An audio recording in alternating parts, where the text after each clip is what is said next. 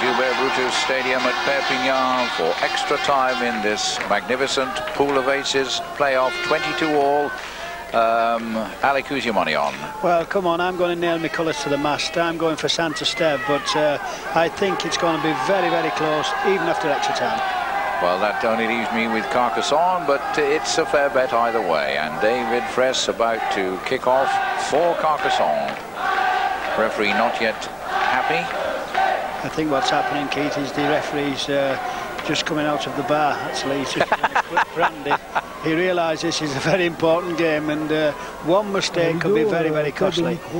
I'm just wondering what kind of tactics will be used here, Keith. Whether the drop goal would do, Alec, wouldn't it? Well, and whether the team talk. There's a little bit of well, one fella there, he's not playing. He's whipping him off out of the stand. He's saying, "You get out of the stand." He might be the coach who's giving a bit of advice. He's talking to one of the boxes, one of the dugouts there. He's not happy. Perhaps some remarks were made to him as he came on, but he certainly wanted to sort out the dugouts there.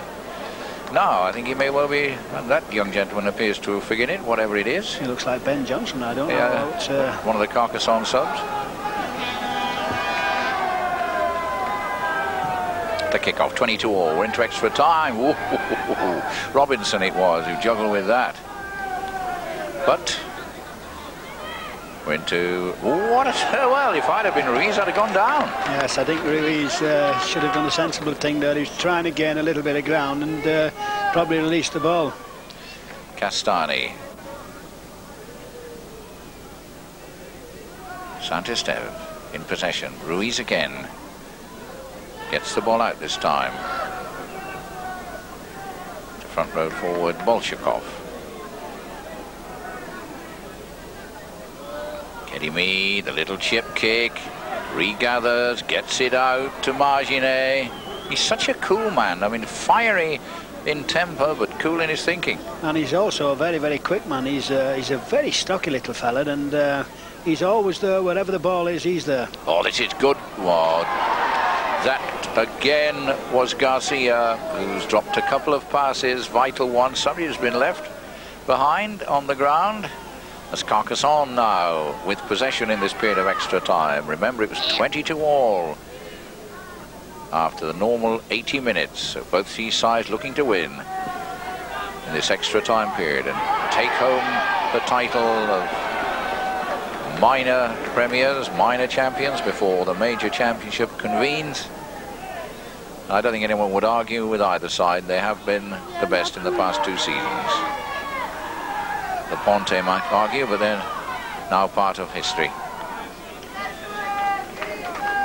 I think obviously Saint Esteve are going to want to keep this ball away from Van Brucey, who's a very, very quick player, and wherever he is, there's always danger. This is good rugby, but that was knocked down. There could be 6 more. Is there a try on here? Not with passes like that. Van Brussel, who got the 3 tries in normal time, an elusive customer. Going for the winner. Looking up to see who patted his head into the ground.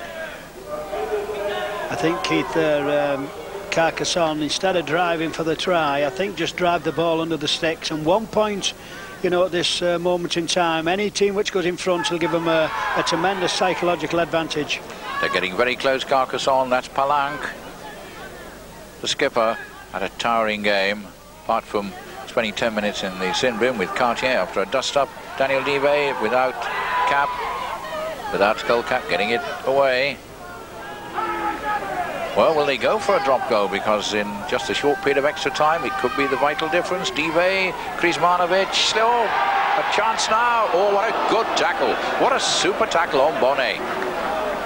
Steve Robinson. Yes, that was a tremendous tackle by Robinson. And there we have then Ruiz, I think, who tried... Krizmanovic, who tried the drop goal. I think he was a little bit too late. They waited for the 6th tackle instead of having a goal when it was on the 4th or 3rd. So Saint Esteve, pen for the moment, inside their own quarters. Kedimi getting it out. Bolshakov getting up to the 22-metre line. I like the natty swing where they've got in these cycling shorts. Here goes Kedimi. Again, he gets it out to Castani. Castani running well. Good rugby this by Saint Esteve. Looking for men. Oh. And again, I think Mr. Garcia was the culprit. Yes, I think Garcia has not had one of his better days. He's put 4 or 5 chances down, and they could be very, very costly at the end of this game. Now it's Carcassone hitting back immediately. What a beautiful break. Can he make the line? What superb running. And what a great tackle. That looked a certainty. But they're still just a metre away from the line. That was a magnificent break by Lagance. Yes, and that must have been a try-saving tackle. That could obviously keep his... Duvet! But it's a knock-on. Duvet will not like it. Well, I don't understand what that... He may have been held. Well, I don't think he was held, Keith. I don't think there was any man on top of him. And I think if we see this replay again, I think Daniel Duvet has got every right to be disappointed here. He's probably shaking his head. He's not happy with that. And for me, that was a try, and that could be a very, very costly decision. Well, Lagance was pulled down a metre from the line. Daniel Duvet does not think he was held. He's very disappointed about that as he got up and rocked under the posts. Well, there does have to be a man have a hand on you, Keith, and I didn't see any man anywhere near Daniel Duvet, and I think these guys are saying, look, man, I'm on television. That's a good kick. Broke the touchline. Ramirez isn't happy. The touch judge is insistent. I think he wants a steward's inquiry about this one, Keith, too. I think the touch judge was all the way down there. His defiance, he definitely was in touch. Now Saint-Esteve in this first period of extra time, can they make it count? Carcassone have had their chances. They will say they had a good try disallowed when Duvet was penalised for double movement. That's Garcia. Well, he could do with saving the day for his club. And I think he can count himself a little bit unlucky. The referee obviously couldn't get out of his way, and Garcia will feel a little bit hard done by. Castani, and I would have thought a drop goal is surely on. It could make all the difference when you're in extra time and the scores are locked. Well, they've got the possession. They're right under the post, Salik. Well, you can't get any closer than this, and surely all it needs is the ball thrown deep, and it's a simple drop goal. No, well, there's the attempt. What did I say? Simple? I don't think they can do anything simple in France. I think all they had to do was just... it probably looks as though it's touched a man, Keith. It didn't even go with the bar, though. It's no wonder he's lying down after that, Keith. If, you know, that was a terrible attempt as a drop goal. It was certainly on. It was certainly close. A bit of self-disgust. We can see this again, whether it touched a man or not. The drop goal was a sitting duck here. Well, I think you can see them all shouting who wants to drop the goal. It's after they play the ball. I think the substitute gets up and plays the ball and then throws the ball back. I think the idea was right. I think the execution of the final result was bad. Oh, we're not to see it. We just saw probably the incident in which the injury took place. Sparing the blushes. It'd be very important, Keith, to think 1 point, could it win this match? It's very, very close indeed, 22-22, and surely 1 point, could it be the difference? Well, certainly it's all they need. Look, that looks like a bit of cramp. Rivarola, the man who suffered it. The ball on the centre spot for the second period of extra time. Yes, and Rivarola is running back a little bit gingerly there. It must be. It's very, very warm out here in Perpignan, and who knows? It might be taking toll. So the team's still locked at 22 all. Is he going to change now? Marshall has had so few opportunities to run. Saint-Esteve want to play the ball quickly, play on. That didn't touch the ground. Now they're in sight of the post. Surely it's got to be the drop goal at every available opportunity. No, an intricate move. 1 point would be enough. They try a move. You can't believe Saint-Esteve. There's only them would do things like that. A drop goal could win them the match, and they're busy practicing moves, and here again I think we've got a situation. It's Riverola again. I think it looks like his ribs to me. He got a knock in the ribs, I think, when he charged that ball down, and maybe that is still the same injury.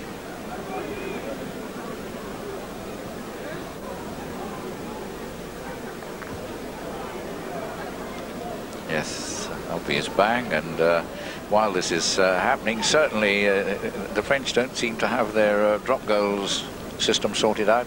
No, all it needs is just a simple man in position, just 5 or 6 yards from the post, and they could have 2 or 3 options really.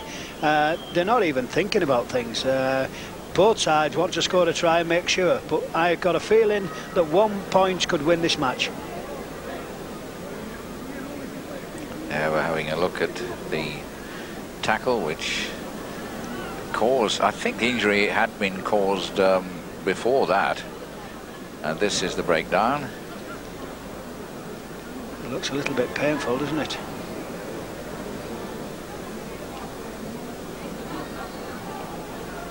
David Fress inquiring. It looks as though he's going to in fact it's Mark Palank, the skipper, who's in pain. He looks like he's going off. Well, he looks like he's leaving the field, and that's a big blow, because Mark Palank has had a very, very good game indeed. It looks like a rib problem there. He's very, very sore when you get a bang in the ribs.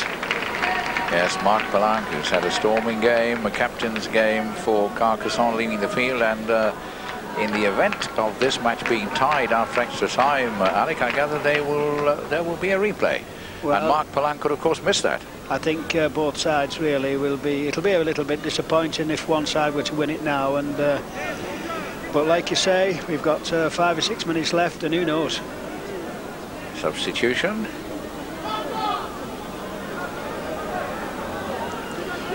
Looks like Ormier is coming on for Palank.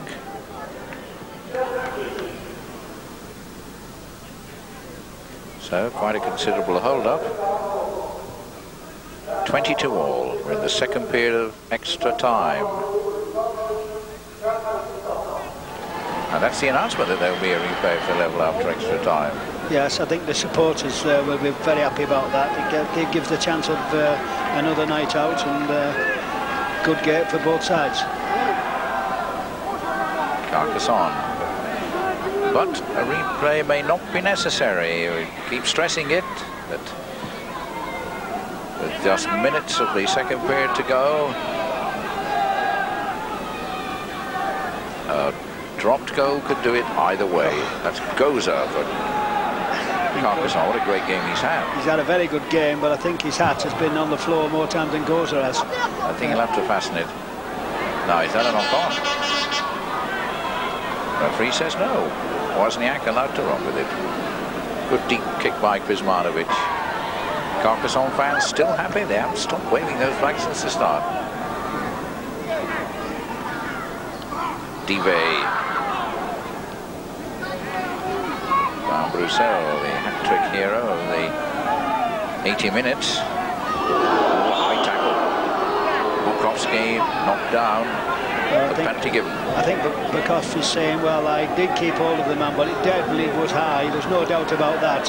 I don't think it was intentional, but as Bukowski comes in here, he's very, very high indeed, and the referee had no option but to give a penalty. Will it be a very costly penalty? No, it's banged into touch. I think tired legs are not going to try a long-range penalty, particularly since Kuzmanovic missed a couple. Now then, can they drive forward?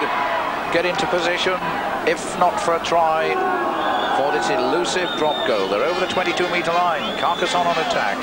Scores level 22 all. Second period of extra time. Goza made ground every time. Super forward display. Well, surely, Keith, from this position, the final word must be a drop goal. There can't be anything else on the cards, only a drop goal. Well, they're trying to drive it near the post to make absolutely sure.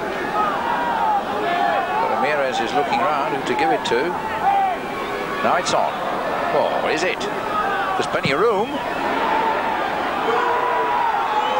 No, well, I could have have sworn that was over. Well, that must have been very, very close, and indeed. And the man in the middle of the post saying which wasn't a goal was Capastani. He was acting as Touchard's referee, and he was waving that out, and it was very, very close indeed. Big disappointment for Bonnet. Good effort. But certainly on, and notice that the tired legs of Saint-Esteve, they're not hurrying to restart. I think ambling now, back. Yes, I think now both sides have settled for a draw, and that could be very dangerous, because all it needs is one breakaway from either side, and it's the end of the match. Saint-Esteve, 22 all. We're in added time, extra time. That's the substitute Perez. Can these tired legs carve out another chance, drive home the advantage, win the match? Perhaps it would be unfair if either side were to win now. Ruiz, but they're getting closer now, from one end to the other. Always the drop goal in prospect. Castani on the 22. That's it. It's all over. We have a replay. These two great sides cannot be separated yet again. Both sets of supporters applauding. They think it's a fair result. Do you, Alec? Yes, I think it's been a very, very good game indeed. I think a draw has been a fair result. And another replay, Keith. I just hope that it doesn't have to rely on penalty shootout, because I think we could be here all season.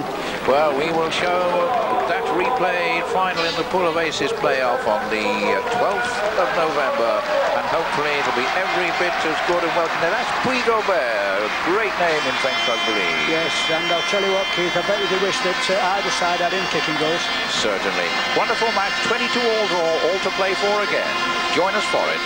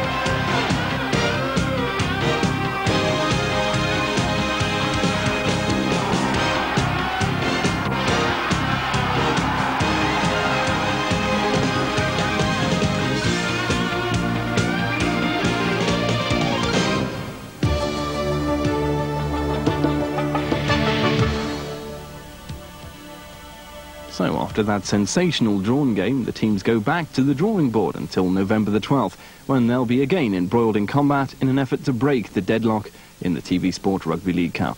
And of course, you can see that replay right here on Screen Sport. Here at Carcassone.